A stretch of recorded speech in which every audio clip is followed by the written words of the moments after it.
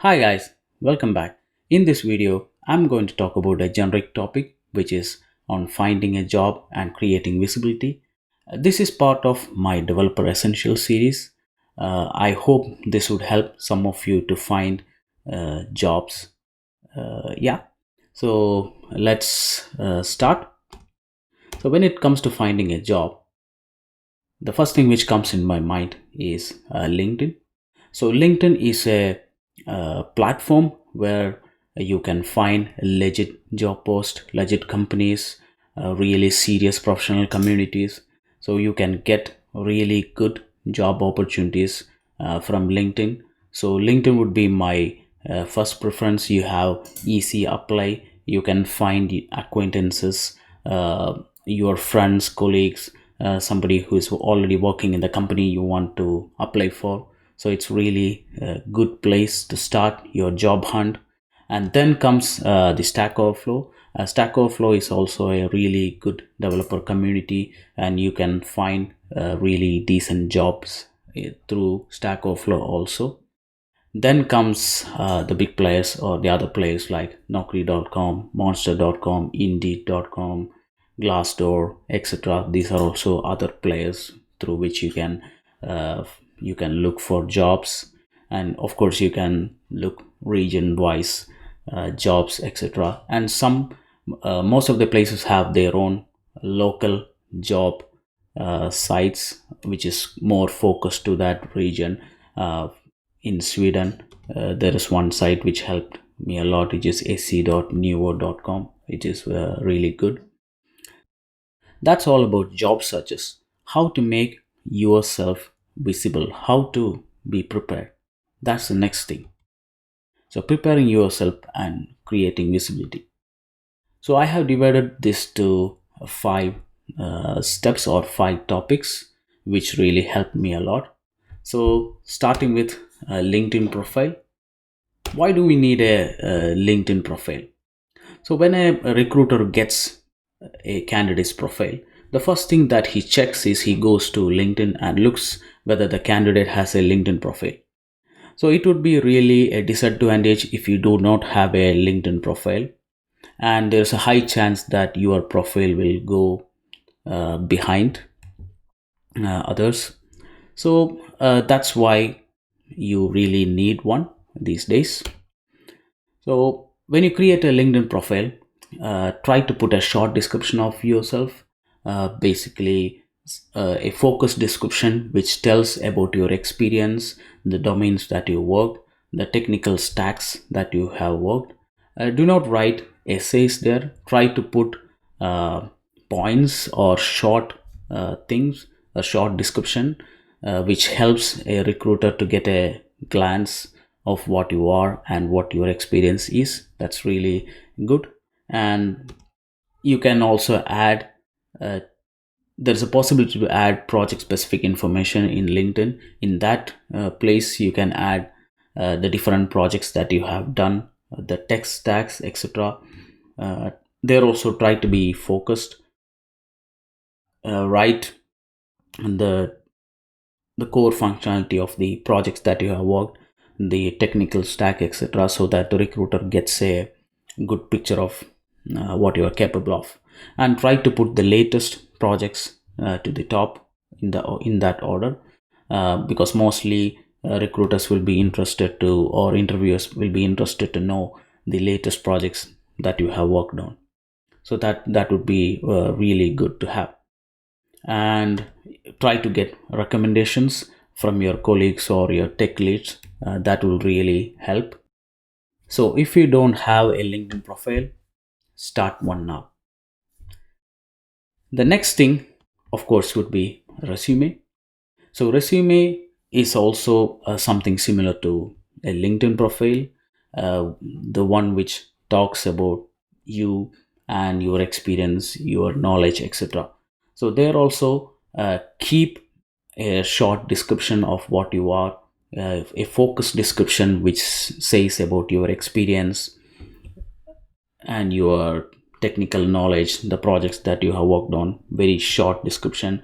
Then in later stages you can put more focused description on different projects that you have worked on, and try to keep again that order. Put the latest project to the top, so that mostly people will be interested in the latest project, and try to select a project which is more focused to the job that you are applying for, which will be really advantageous. And keep two references handy. Usually, not usually people ask for that, but if they ask, it will be really handy to have it in place. Next thing, Git projects. So why do you need a Git project? Basically, it's a tiebreaker. So what does that mean? Like, if two profiles gets matched or tied, the next thing they would look for is a technical capability. Is there anything which differentiate these two profiles? Then the Git projects will be really handy, really advantageous to you. So I would say, like, if you are a really passionate developer, you would definitely have coded something on yourself, like a hobby project or some generic solutions or some frameworks, etc., that you might have written. Try to create a GitHub project and try to share those things, so that how this helps is like, a technical interviewer can go into your GitHub and look for a project. He or she can understand your thought process and the coding practices that you follow, etc., etc. Sometimes how it can help is like, you won't be needing to do any assignments. Your own project which you have done, which you have shared, might be enough. There might be a simple discussion on top of that. So this way you can save a lot of time, and this will be really advantageous to you. So try to create a Git project, either GitHub or Bitbucket. You can choose the medium to share. So like I said, add hobby projects or any general solutions that you have made, etc. Try to put it there. And of course, omit all the confidential information. Keep it generic. Don't put any company specific stuff in GitHub. So if you don't have a Git project, try to start one now and put some projects there. And make sure you put these links in LinkedIn and in your resume, so that people can go through that. Then comes your social presence. So when I say social presence, it's not Facebook. So what I mean is your presence in the developer community. So the best place to do that is Stack Overflow. Of course, there are no developers who doesn't know about Stack Overflow. You look for solution in Stack Overflow. In return, start contributing to the community. Also try to answer some questions, or if we have found out solution for something in your project, try to provide that information to the community also, if it is possible, if it doesn't have any confidential issues. So try to provide that. So when I started Stack Overflow profile, how I did was like, I started uh, answering bounty questions. So thereby I started uh, uh, gaining points or reputation. So it is really an advantageous thing for you to be uh, active in the community, and it will keep you updated in the tech stack. Also, you will know like what is happening in the tech stack. Then next thing would be meetup groups. Meetup groups are there are lots of meetup groups right now available. For example, for iOS you have something like Cocoa Heads, and you have for Flutter, I am part of Flutter Sweden. So these are like small groups where in which tech people discuss about what all new things happening in the tech stack. So this is really good.